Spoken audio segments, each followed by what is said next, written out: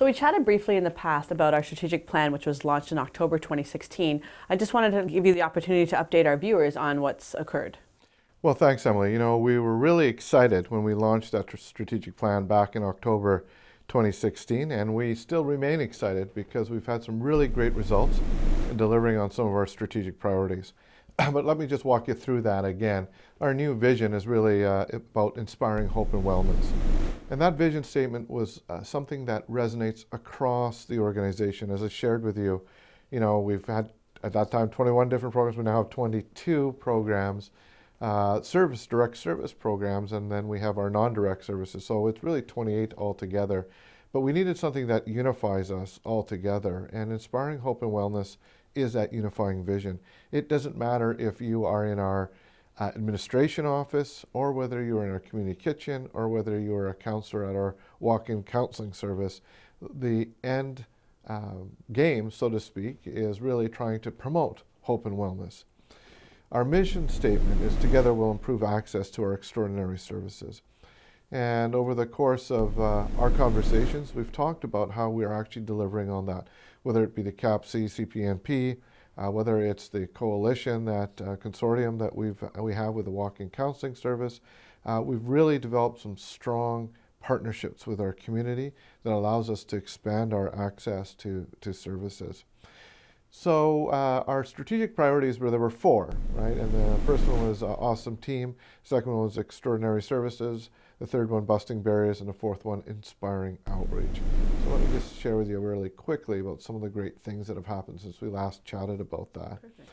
With awesome team, what we're really excited about is that we've been able to add to our team just this year the Community and Leap Kitchens program.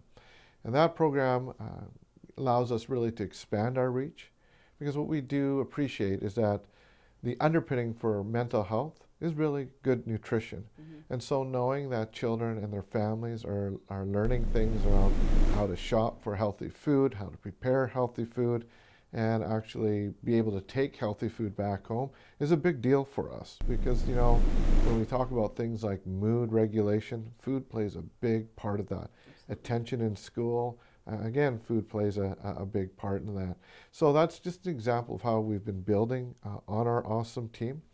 We've also made big investments in what's called brief narrative therapy. And that brief narrative therapy has allowed us to provide the walk-in single session counseling service.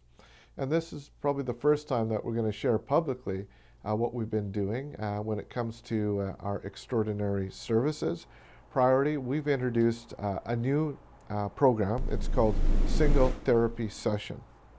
And what that means is that when you come to AFS and you're looking for service, before you would have to wait potentially 3 to 6 weeks for an intake appointment. And that intake appointment basically would mean that you would come talk to an intake worker and spend the next hour or so really identifying what is bringing you to AFS. Well, with the single therapy session, you're given the option of either going through a regular intake or meeting with two of our counselors and having what's referred to sort of as a brief session. Here's the remarkable thing about that, Emily, is that our intake wait list has been reduced by over 60% since the introduction of the single therapy session. And we're really excited about that because it means people aren't having to wait as long for services. So, I did talk to you about the value proposition at AFS, the right service, the right time, right place, right location. Well, we're delivering large in that way, and I'm really excited about that because people aren't having to wait as long for that service. So between the walk-in counseling service and the single therapy sessions, we've really been able to reduce our wait times significantly. When it comes to busting barriers, I talked about that single therapy session as an extraordinary service, but it also represented a huge shift and change in our service delivery model. And we are excited because we're going to be launching that publicly and letting people know about that. We've been piloting it for the last year just to see how effective that particular program will be. But and it has shown us big time that it's been really successful. So it is an example of how we busted a barrier, and one of those barriers is actually the time that it takes to get service. That's one area. We also recently hired an Indigenous outreach counselor, and that is another barrier that we have broken in terms of making sure that our services are easily accessible by not only our non-Indigenous people, but by our Indigenous communities. And we're excited by that because we're having a different relationship, one that's been long overdue, and we've seen a lot of great things come of that.